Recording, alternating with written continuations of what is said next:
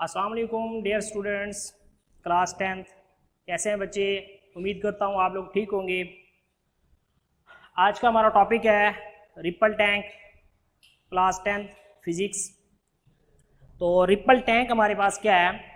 Ripple tank एक ऐसी device है जो कि वाटर वेव्स प्रोड्यूस करने के लिए इस्तेमाल की जाती है। Ripple tank is a device to produce water waves and to study their characteristics। कि वाटर वेव्स को प्रोड्यूस करने के लिए हम एक डिवाइस यूटिलाइज करते हैं, उसका नाम है रिपल टैंक। और जो वेव्स उस वाटर के ऊपर जो वेव्स प्रोड्यूस होंगी उनकी कैरेक्टरिस्टिक्स को डिस्कस करने के लिए भी इसको हम क्या करते हैं? यूटिलाइज करते हैं। तो ripple tank is a device to produce water waves and to study their characteristics, और उस वेव्स की जो कैरेक्टरिस्टिक्स हैं उनको स्टडी करने के लिए भी इसको इस्तेमाल किया जाता है। तो सबसे पहले हम इसका ऑपरेटर्स देखेंगे कि ऑपरेटर्स में हमें कौन कौन सी चीज़ें ज़रूरत पड़ेगी। इस रिपल टैंक को कंस्ट्रक्ट करने के लिए, बनाने के लिए हमें किन किन चीज़ों की ज़रूरत पड़ेगी, वो हमारे पास ये ऑपरेटर्स दिया हुआ है। तो पहले नंबर पे हमारे पास होना चाहिए रेक्टेंगुलर ट्रे। रेक्टेंगुलर ट्रे पहले नंबर पे हमारा होना चाहिए। ये हमारे पास दिया हुआ ये एक रेक्टेंगुलर ट्रे है, और इसकी जो बॉटम साइड है वो किस चीज़ की होनी चाहिए? ग्लास की होनी चाहिए, शीशे की होनी चाहिए। एक रेक्टेंगुलर हमारे पास क्या होगा? ट्रे होगा, just like as a table. जो हमारे पास टेबल है इस फॉर्म में, रेक्टेंगुलर फॉर्म में एक टेबल होगी, और उसकी जो बॉटम साइड है हमारे पास वो किसकी होगी? ग्लास की होगी। इसका मतलब है पहले नंबर पे हमारे पास रेक्टेंगुलर ट्रे होना चाहिए, दूसरे नंबर पे हमारे पास क्या होनी चाहिए? ग्लास होनी चाहिए, और उसके बाद थर्ड नंबर पे हमारे पास एक पावर सप्लाई भी होनी चाहिए, battery power supply. Number 4 lamp, ये पावर सप्लाई हमने दी हुई है। और नंबर 4 पे हमारे पास क्या होना चाहिए? एक ऊपर लैंप, उस रेक्टेंगुलर ट्रे के ऊपर एक लैंप हैंग होना चाहिए। एक लैंप को हम क्या कर देंगे? लटका देंगे for the purpose of light के पर्पज के लिए हम इसको यूटिलाइज करेंगे। Number 5 electric motor. एक इलेक्ट्रिक मोटर छोटी सी हमारे पास होनी चाहिए, और इसी तरह से एक वाइब्रेटर, या an other name of vibrator is paddle, या पैडल भी हमें रिक्वायरमेंट होगी हमारी। तो ये हमारे पास 6 ऑपरेटर्स हैं, इनको हम यूटिलाइज करके हम क्या करेंगे? कंस्ट्रक्ट करेंगे रिपल टैंक को। तो ये हमारे पास क्या हो गई? एक रेक्टेंगुलर ट्रे हो गई, 4 इसकी लेग्स, और ये हमारे पास जो है, जो ग्रीनिश कलर में मैंने इसको शो किया हुआ, ये हमारे पास ग्लास है। और ये हमारे पास एक स्टैंड है, इस स्टैंड के ऊपर से 2 वायर हम लेके आएंगे पावर सप्लाई से, जो कि हमने इलेक्ट्रिक मोटर को देना है।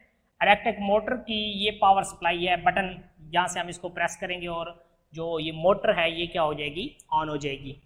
और ये हमारे पास जो है रेड कलर में, ये हमारे पास है वाइब्रेटर पैडल, इसको ओसिलेटिंग पैडल भी कहते हैं। हम जैसे ही यहाँ से बटन इसका क्या करेंगे? ऑन करेंगे, मोटर ऑन हो जाएगी। जैसे ही मोटर ऑन हो जाएगी तो वाइब्रेटर क्या करेगा? वाइब्रेट करेगा। अब इसको किस तरह से प्लेस करना है? जो हमारे पास रेक्टेंगुलर ट्रे होगा उसमें हम पानी डालेंगे, वाटर पुट करने के बाद अब स्टैंड के ऊपर से हम पावर सप्लाई लेके आएंगे, और जो हमारे पास वाइब्रेटर होगा ये इस फॉर्म में है, वो लकड़ी का हो सकता है पैडल। अब इसके ऊपर हम क्या रखेंगे? एक मोटर, छोटी सी मोटर है, ये हमने प्लेस कर दी। इस वाइब्रेटर के ऊपर एक हमने इलेक्ट्रिक मोटर प्लेस कर दी। जैसे हमने मोटर प्लेस कर दी है, पावर सप्लाई हमने दे दी है, जैसे हम पावर सप्लाई के ज़रिए मोटर को ऑन करेंगे तो ये वाइब्रेट करेगी। जब वाइब्रेट करेगी तो नीचे से पैडल क्या होगा? वाइब्रेट करेगा। अब पैडल को क्या करना है? जो ट्रे के अंदर पानी है, वाटर है, उसकी सरफेस के साथ वो पैडल टच कर रहा हो। क्या कर रहा हो? जस्ट टच कर रहा हो। उसकी बॉटम साइड और उसकी जो ऊपर है हमारे पास साइड है वाटर की, वाटर सरफेस, वो एक दूसरे को जस्ट टच कर रही हो। जो वाइब्रेटर है वो पानी के अंदर नहीं होना चाहिए, पानी की सरफेस को टच कर रहा हो जस्ट।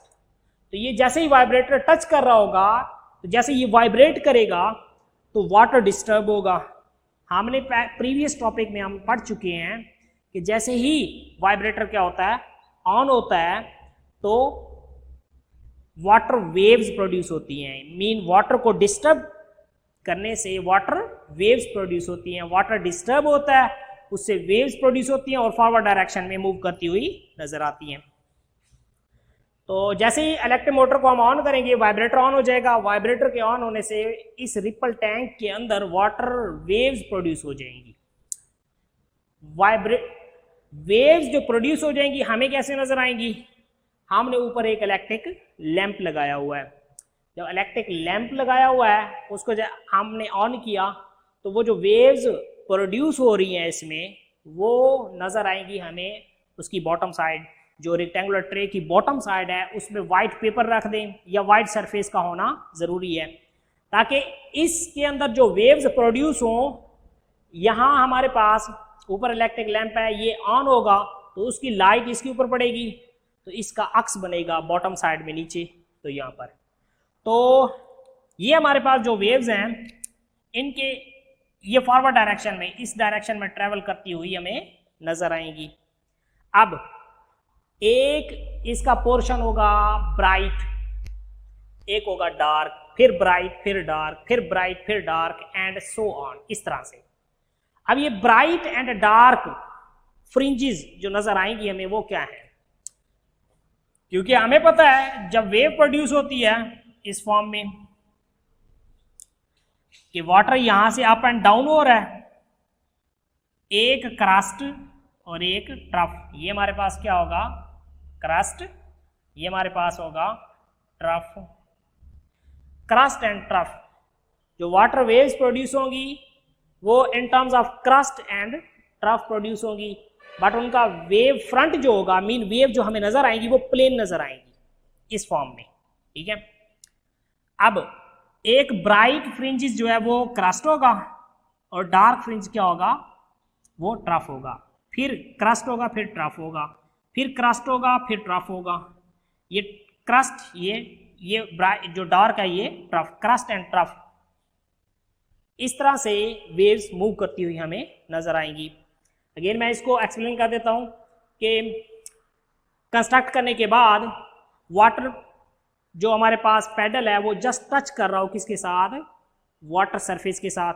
जैसे ये टच कर रहा होगा तो जैसे ऑन होगा तो वाइब्रेशन होगी। जब वाइब्रेशन होगी तो वेव्स प्रोड्यूस होंगी। जब वेव्स प्रोड्यूस होंगी तो वो अक्स इस लैंप के जरिए हमें नीचे नजर आएगा।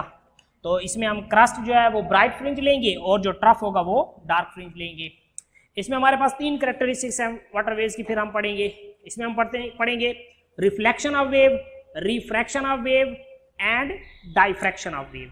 तो पहले नंबर पे हम पढ़ेंगे रिफ्लेक्शन ऑफ वेव, कि वेव रिफ्लेक्ट कैसे होती है। अगर हम उसी रिपल टैंक के अंदर एक हर्डल, एक प्रॉब्लम, एक बैरियर रख देते हैं वाटर वेव्स के आगे, देन क्या होता है कि वेव्स उससे टकरा के वापस आएंगी। When waves moving in one medium fall on the surface of another medium, mean water, यहां से वाटर वेव्स प्रोड्यूस हो रही हैं, वो वेव्स फॉरवर्ड डायरेक्शन में मूव कर रही हैं। ये वेव्स मैंने शो किया है, ये ग्रीन कलर में मैंने शो किया कि वेव ट्रैवल कर रही हैं। आगे रेड कलर में मैंने बैरियर शो किया है, ये हमारे पास बैरियर है, वो रुकावट है।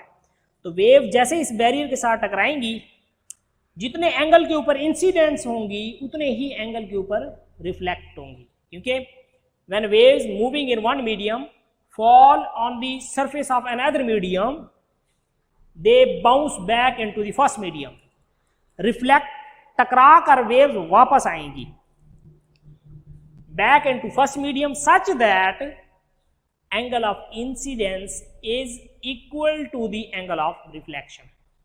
Mean ये वेव जो ट्रेवल कर रही हैं बैरियर के साथ जिस एंगल के ऊपर इंसिडेंस होंगी उतने ही एंगल के ऊपर रिफ्लेक्ट होंगी, और रिफ्लेक्ट होकर कहाँ जाएंगी?